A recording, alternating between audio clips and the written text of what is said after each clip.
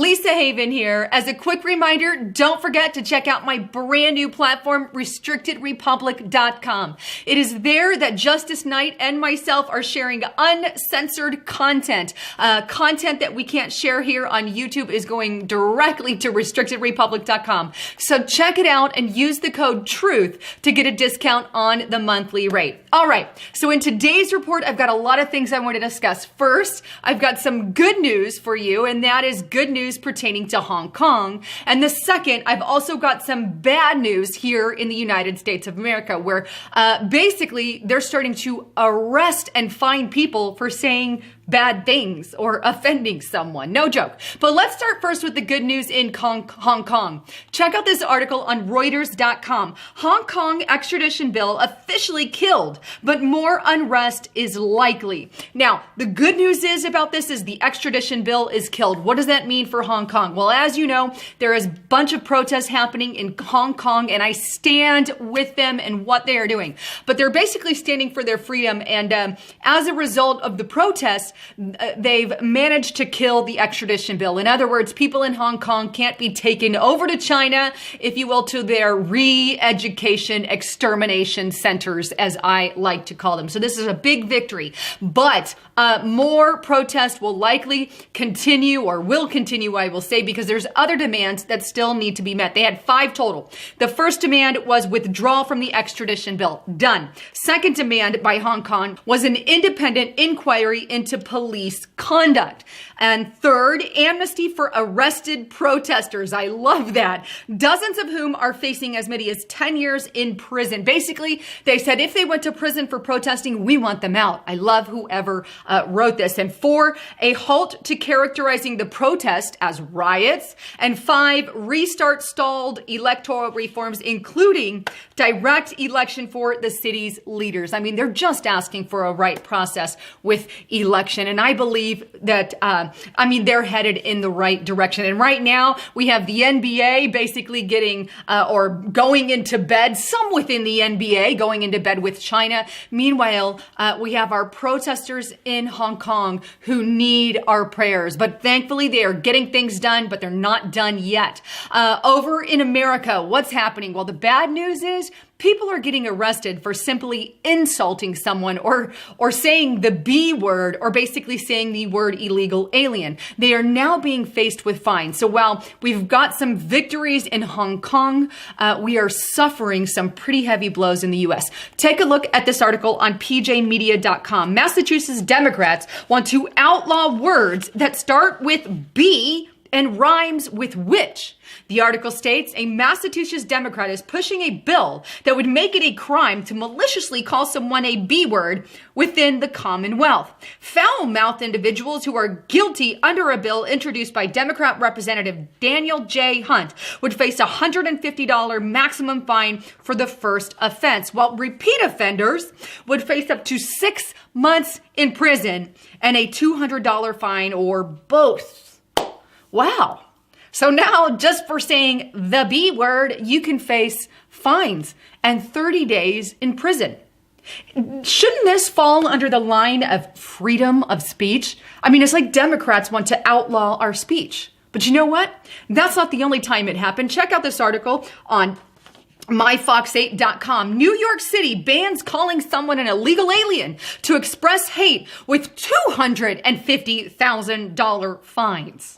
So basically, if you're in New York City and you say illegal alien, now you owe $250,000. And that also includes the terms if you say go back to your country or speak English. Now, I don't agree, and I don't like go back to your country. I would never be saying stuff like that to someone. But needless to say, it's a part of free speech. It shouldn't be about if you offended or hurt someone or said something someone doesn't like. Because if that's the case, at some point in our lives, you've likely offended someone, somewhere, somehow.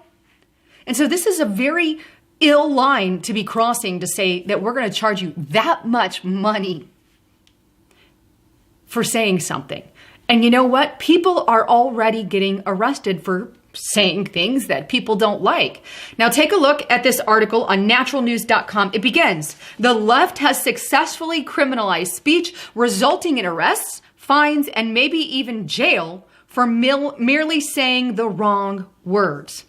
Now, I'm not going to read that whole article. I encourage you to go check it out there on Mike Adams' website. But basically what it says is there was two kids, I believe they're of college age, and they were playing some kind of stupid game, and they said the N-word to somebody. Now, let me clarify. I don't say that word. I don't agree with saying that word. They're idiots for saying that word, downright stupid. However, I don't think you deserve 30 days jail time and a fine because you said something that someone doesn't agree with. I mean, where's the freedom in speech? This is how the freedom of speech gets shut down. They do it in the name of, oh, look, these people said ugly things to people. Yes, they were ugly. Yes, they were wrong, right? Don't do it. But they have no right to put someone in prison because you said something ugly to someone. Hey, I wonder how come all these people like Maxine Waters aren't going to jail for saying, kick people out of your workplace. Those are pretty ugly. I mean, where's the line to be drawn? What words or bad words or good words are acceptable and who you can and not say them to? Well, that would be an endless amount of arrests. And keep in mind, if they do start something like that, and they already are. What am I saying? They already are. But if they continue in this path, can you imagine how much of our tax dollars would go to keeping these people in prison simply for, well, saying the wrong word to someone? I mean, really? We are living in some very tumultuous times. And we already know that people have been arrested for Facebook posts. Not once, not twice, not 3 times, not 4 times, but like almost 100 times now. Here's just the latest victim. Check this out, littlethings.com. Struggling single mom shares Facebook post about her ex-husband and gets arrested for it. Now you can't say bad things about your ex-husband because he's going to turn you in for an online post because one day you got so upset. I mean, really? This is just one reason I encourage people to get off of Facebook. I'm only on it to share articles, and trust me, they already got my name 10 ways from Sunday, if you will. I'm on every list.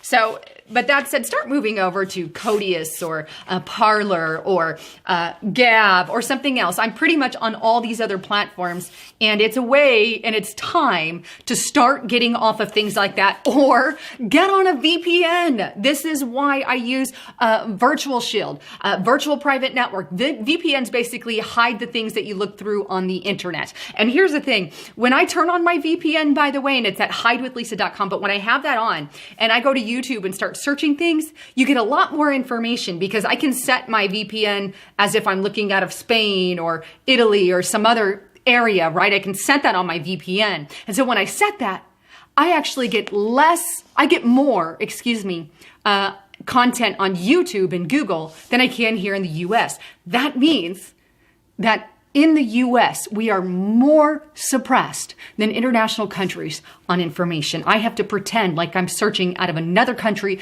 just to get legit news. Some of you ask where I search and get it from. Well, that's how, because everything is hidden under piles of junk in the US. We are more suppressed than many other countries, and we are not free over the internet. We are losing more and more by the day. So check that out at hidewithlisa.com. Anyway, I know that was kind of a side note, but the good news is I think we're making headway with the president and the IG report. So, or if you even want to call it that criminal investigation, I can't wait till more comes out. It was supposed to come out, I believe, last week or Friday, but now it keeps getting delayed and delayed and delayed. So keep all that in prayer too. Anyhow, I love you guys.